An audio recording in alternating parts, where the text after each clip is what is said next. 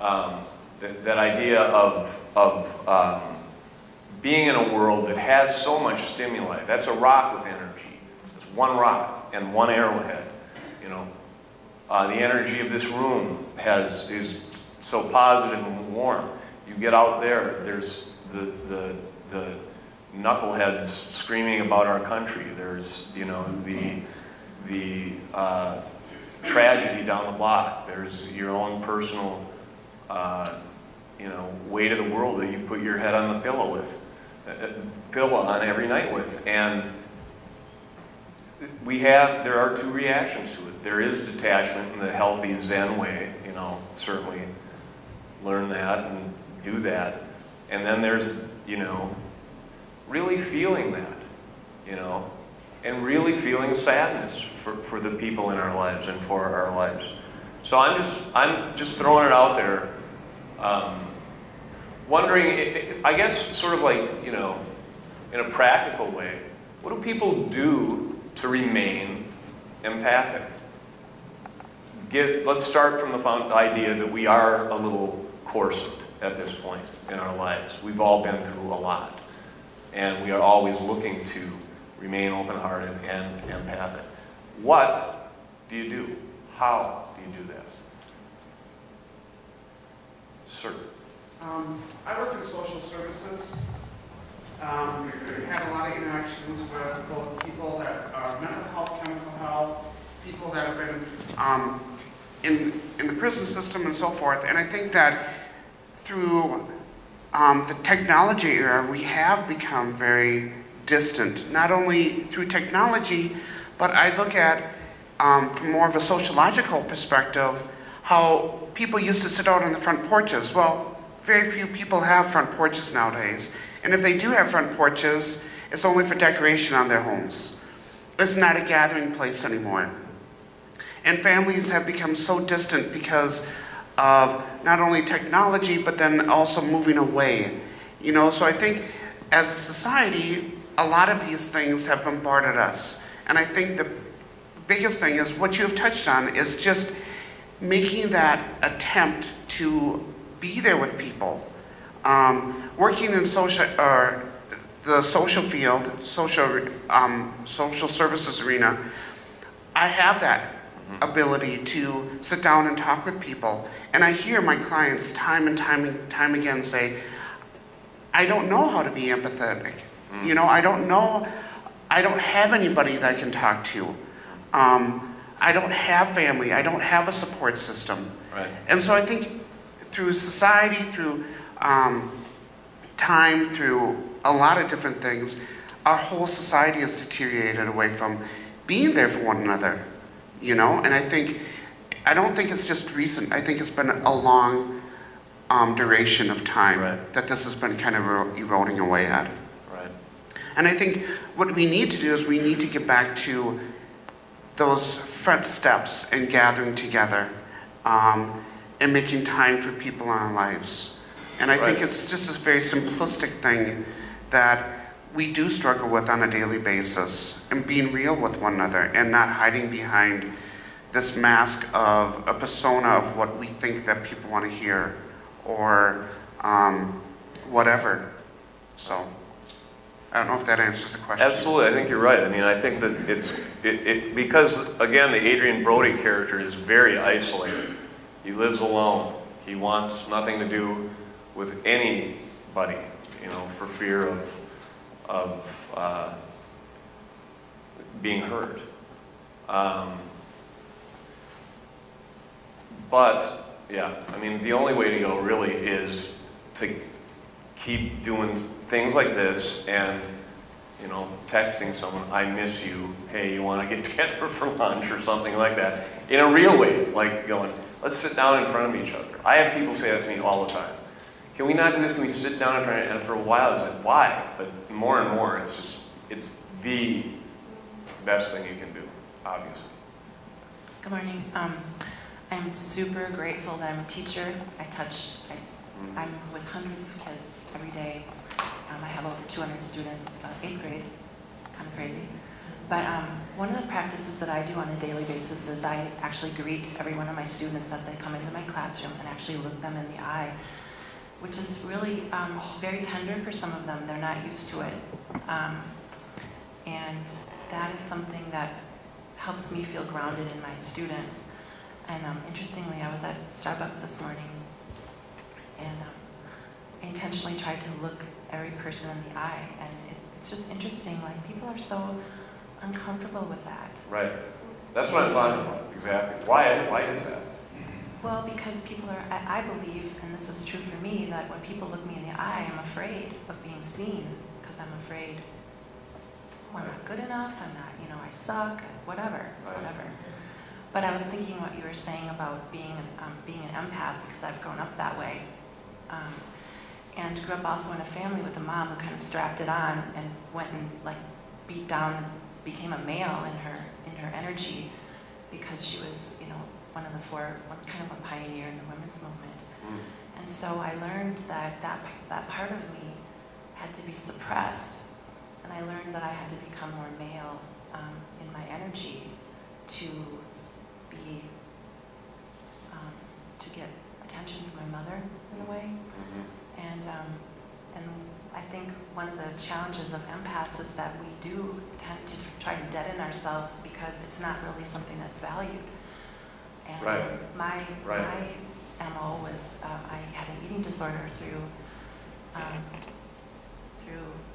high school and college.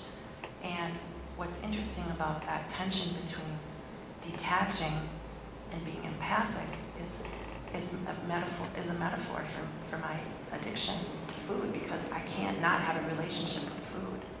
You know, so that attachment is really, and I think we have to be very careful and really take care of ourselves. So meditation, for sure, every morning, practices of gratitude, trying to see other people is really an amazing way to start that. That's interesting that thanks a lot for that. It's very interesting about the idea of just looking at people in the eye, looking strangers in the eye. It's sort of like a, you know, it's a risk, you know. It's sort of a stare down, you know. Who's going to look away first? You know, I'm not. You know, and that's a real connection. It's maybe the most intimate connection you can have with someone, and yet people out there don't want to do it.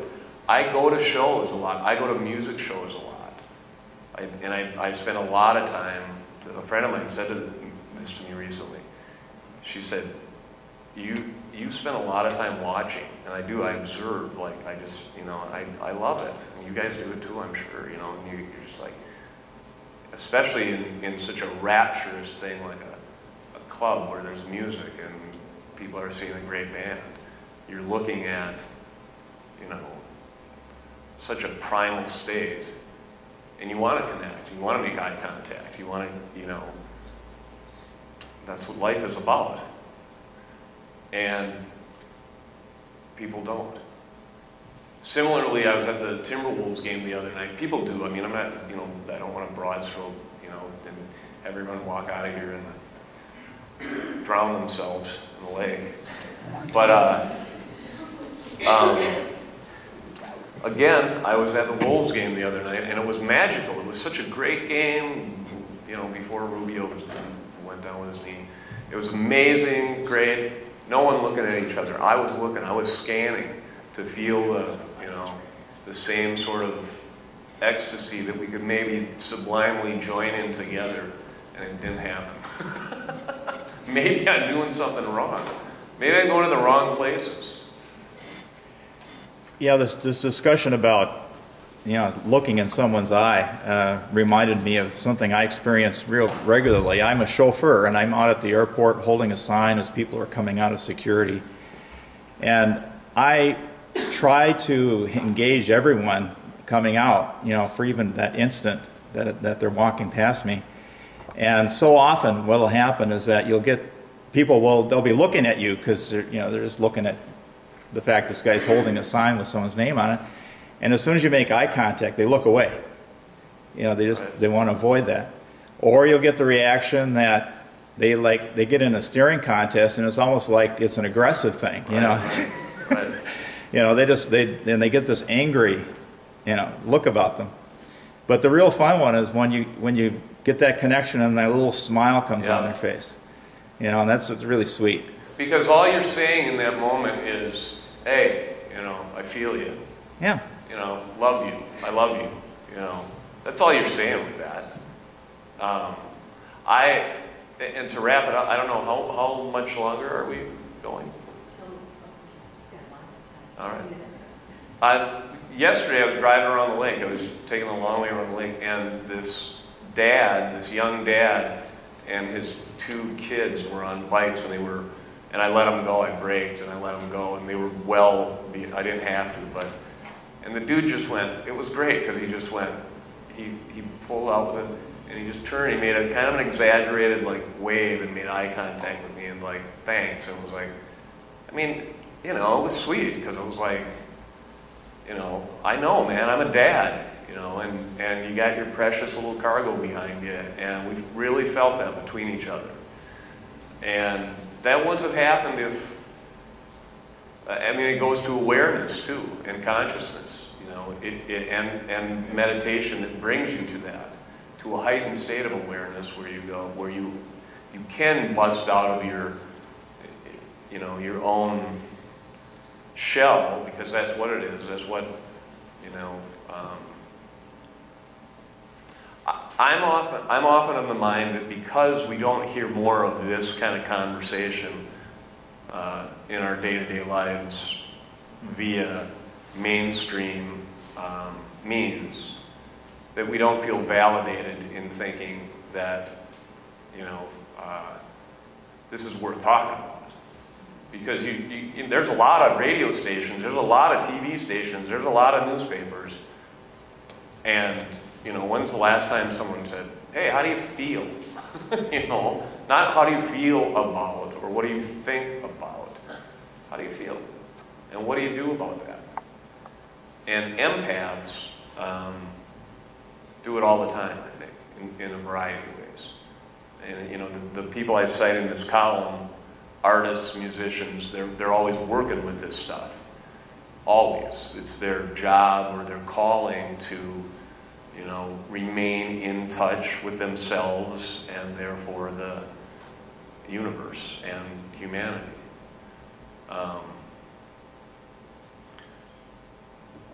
Yeah. Here comes the mic. I was going to say that I think the one exception is when people are out in nature, because I went down to the dog park on the Mississippi River yesterday, which I go a lot, and every single person I looked them in the eye and I said, beautiful day, isn't it? And every single person answered and was just really happy. Okay, now wait a minute.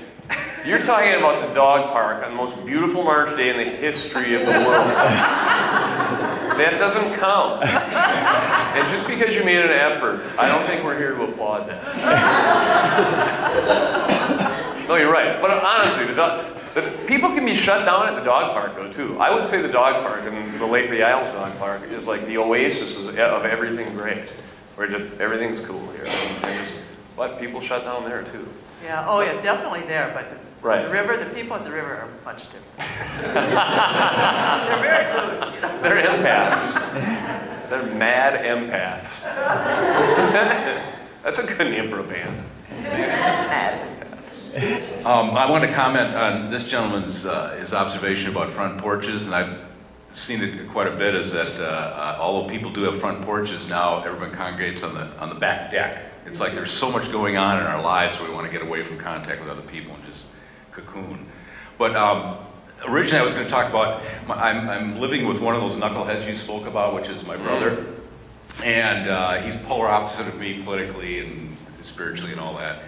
And well, he wants me to watch Bill O'Reilly, and we do it, but he has a lot of anger. He'll just get so upset, and I want to respond with anger, but anger just feeds on anger. So what I try and do is diffuse the situation just to listen, and then maybe the Socratic method of asking questions instead of saying your own head. And that's my practice to do that, because I want to get angry and get right in his face, but it doesn't do any good, you know, and I can't change his mind. But by asking questions and getting a little deeper, you get beyond the generalities.